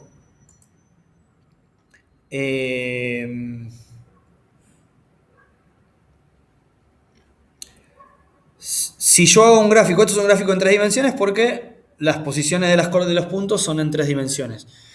Yo acá grafiqué los 10 primeros valores, o sea, los 10 valores que esos valores S dan más chicos, es decir, que los valores de la matriz anterior que yo les había mostrado darían más grandes, en flechitas. Fíjense que estas flechitas, o sea, estas serían las coordenadas, los movimientos en las coordenadas en las que moverme sí afecta mucho a la solución, a la observación, perdón. Fíjense que son movimientos que no son muy coordinados. De hecho, tenés flechitas para un lado y flechitas para el otro y ortogonales entre sí raras, todas. Siempre tenés flechita para la derecha y flechita para la izquierda, etc. No sé si el gráfico está del todo bien hecho, no se ve del todo, pero bueno. Discúlpenme si... Pero básicamente lo que pasa es, estas primeras dimensiones son las dimensiones en que más se ven afectadas las observaciones si yo me muevo. Fíjense que no tiene nada de sorprendente que las direcciones en las que más se ven afectadas las direcciones si yo me muevo por las coordenadas es agarrar las posiciones de los puntos y moverlas en direcciones contrarias entre sí y más bien en sentido de la rotación terrestre. No sé si ustedes saben que el GPS siempre tiene más error en un sentido que en el otro.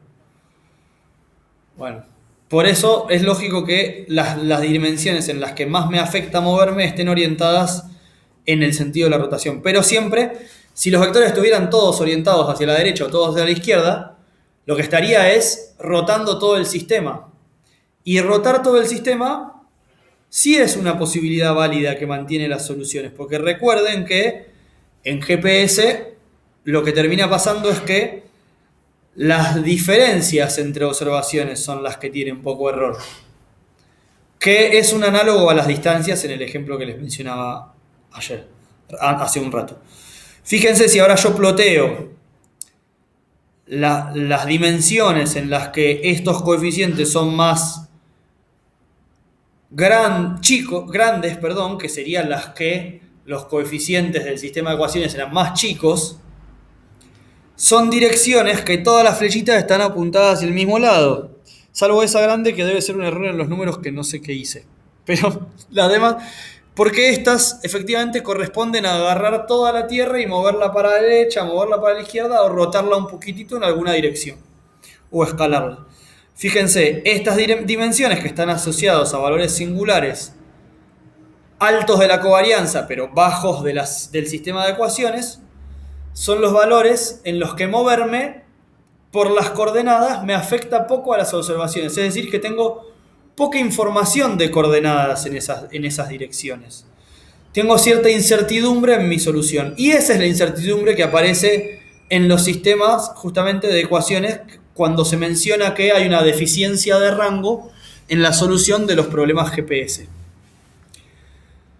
La otra cosa que hice para mostrarles el ejemplo es hacer lo mismo, pero para una solución no combinada, porque la de Sirgas ya es una solución combinada de varias soluciones de distintos países. Y hice, siempre dentro de la misma semana, ploteé las soluciones semilibres de un centro de procesamiento Sirgas, creo que es el de Perú, porque PER debe ser Perú, supongo. Y fíjense que acá lo que hice fue los valores singulares de esa solución los ploteé en azul y los del anterior en rojo para que los comparen. Fíjense que tiene una estructura muy similar en cuanto a valores singulares, salvo que son menos los valores que caen. De hecho, creo que son 6 justo. Los que terminan yéndose mucho a cero, digamos.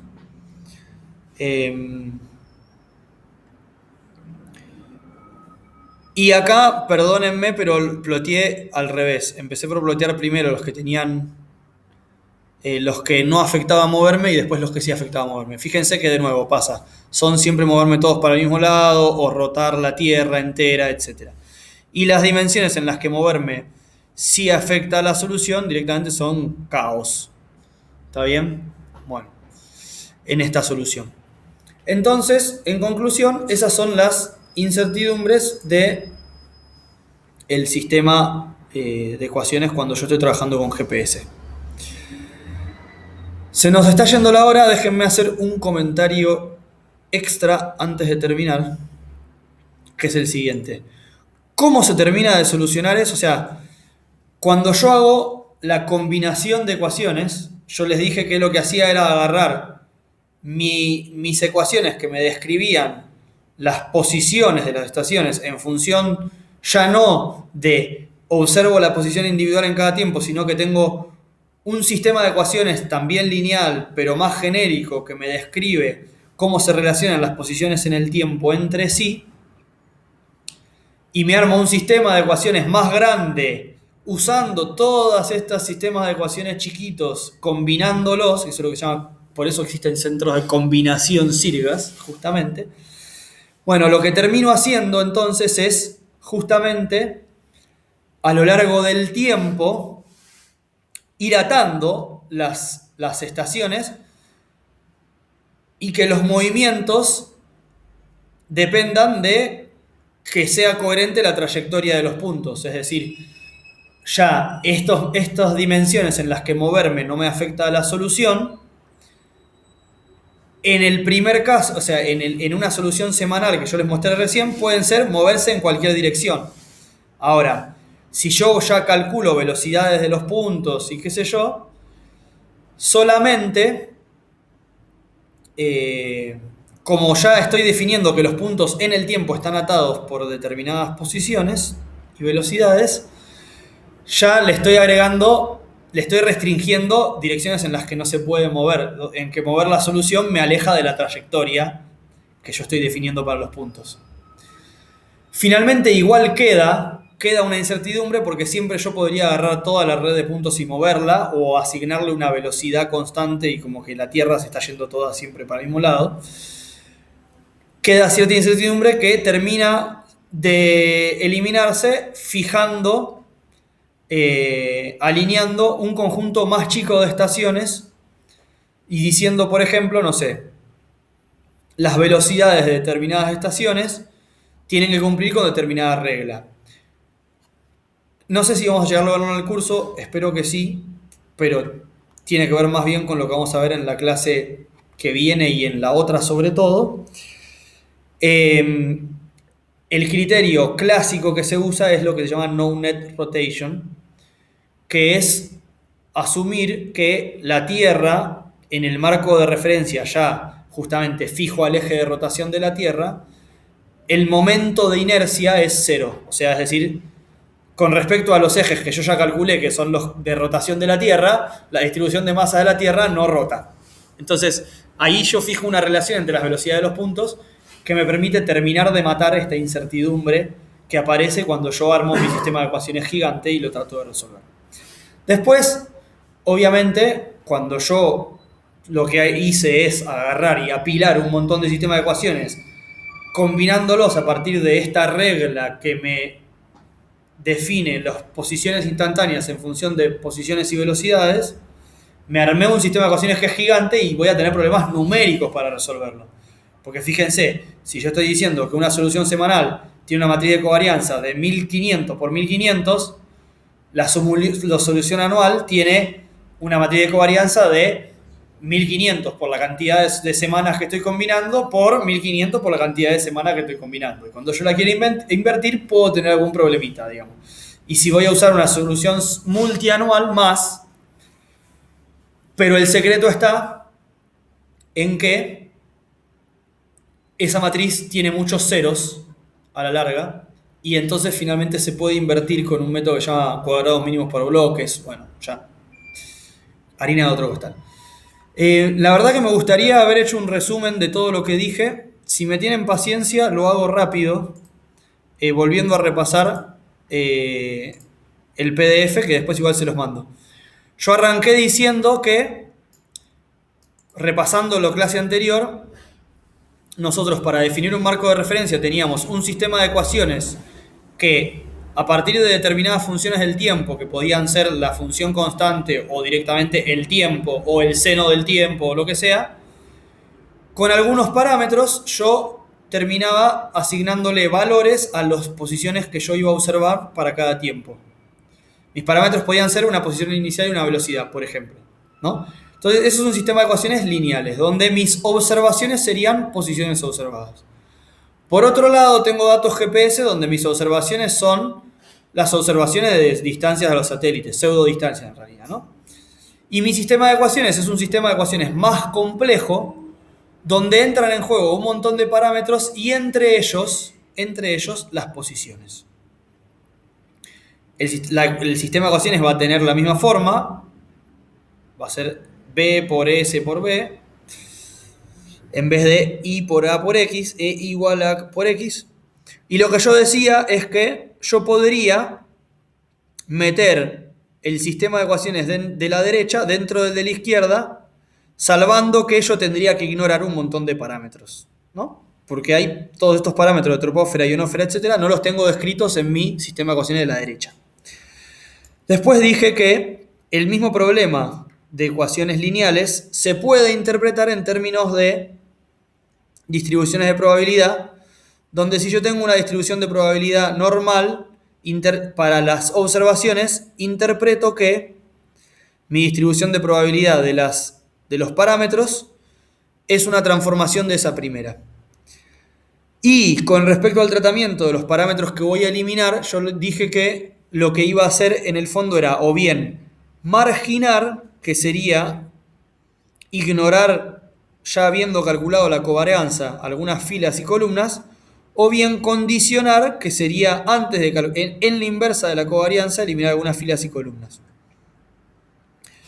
Después relacioné con los sistemas de ecuaciones lineales, les dije, miren, si ustedes interpretan como un sistema las ecuaciones como un sistema de que tienen que minimizar los residuos, van a hallar la solución a traspuesta por a la menos 1, etc.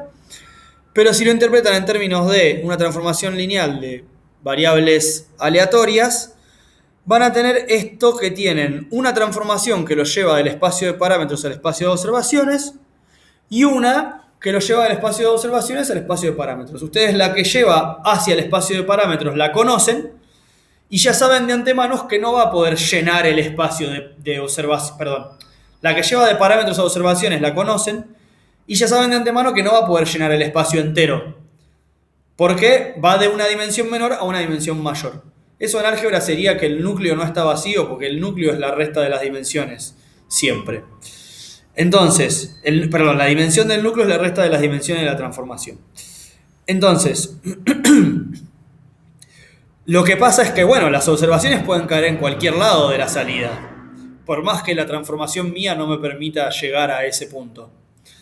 Entonces, yo ya sé que en la transformación inversa que yo voy a buscar, en realidad voy a estar como perdiendo un poco de información. Pero justamente esa información tiene que ver con los residuos. Por eso yo digo que la distancia en el espacio de observaciones hacia el subespacio al que yo puedo caer con mis parámetros justamente termina siendo esa suma de cuadrados. Y yo voy a terminar queriendo caer dentro del espacio al que puedo llegar al punto más cercano. Esto se ve muy bien si ustedes buscan cualquier video de álgebra que explique la relación entre sistemas de ecuaciones y la descomposición en valores singulares, lo van a ver. Entonces, a partir de ahí caí a la descomposición en valores singulares justamente, que es una factorización de la matriz que es garantizado que existe, que me la convierte en un producto de tres matrices, dos de las cuales son ortogonales, y una es una matriz que tiene en la diagonal valores y en todos los demás lugares ceros. Una vez que yo hallo esa descomposición, hallar la inversa, o mejor dicho, la transformación inversa que yo busco, es tan simple como agarrar y dar vuelta las dos matrices de las puntas, por decir así, transponer todo, y agarrar la matriz que era diagonal y cambiar sus entradas por las inversas de sus entradas. Con eso yo ya tengo mi transformación. Y todo lo que siguió fue pensar, bueno, qué linda transformación, ¿qué significará si estos valores sigma son muy chiquitos o muy grandes? Bueno, si los valores sigma, que yo se los asigné a la transformación que va de parámetros a observaciones, son muy chiquitos, significa que no importa lo que yo haga moviéndome en esa dirección, siempre voy a caer al mismo lugar del espacio de observaciones. Es decir, moverme por los parámetros en esa dimensión no afecta a mis observaciones, es decir, que mis observaciones me informan poco sobre esa parte de mi problema. Cuando lo miramos en un ejemplo, yo di dos ejemplos. Uno, con un sistema de ecuaciones, lo más simple que se me ocurrió, que son solamente distancias, veíamos que teníamos incertidumbres que se iban yendo a medida que yo agregaba, iba fijando coordenadas. Entonces yo fijé una coordenada, entonces ya las dimensiones que tenían ceros en esos valores ya no afectaban a la coordenada x de este punto. Después agregué otra restricción más y así, hasta que finalmente, habiendo agregado tres restricciones, ya no tenía ningún valor singular que fuera demasiado cercano a cero. Después pasé a hacer el mismo análisis sobre un archivo Sinex GPS para que veamos justamente cómo se traduce eso en términos de soluciones de coordenadas GPS. Queda para la clase que viene ver cómo hacemos para que esto no nos moleste y si podemos esos métodos que se usan para que esto no nos moleste, resulta que terminan teniendo varias. Lo importante es que ¿qué hago yo para poder resolver mi problema por más que tengo incertidumbre porque hay valores singulares muy cercanos a cero? Tiene distintas interpretaciones, algunas interpretaciones algebraicas y otras interpretaciones en términos de probabilidad. Y esas interpretaciones van a terminar ayudando a relacionar los dos principales algoritmos que se usan para resolver marcos de referencia, que son mínimos cuadrados por bloques y filtro de Kalman. Todo eso y mucho más lo veremos la clase que viene, la siguiente, y bueno, esperemos que todas las clases.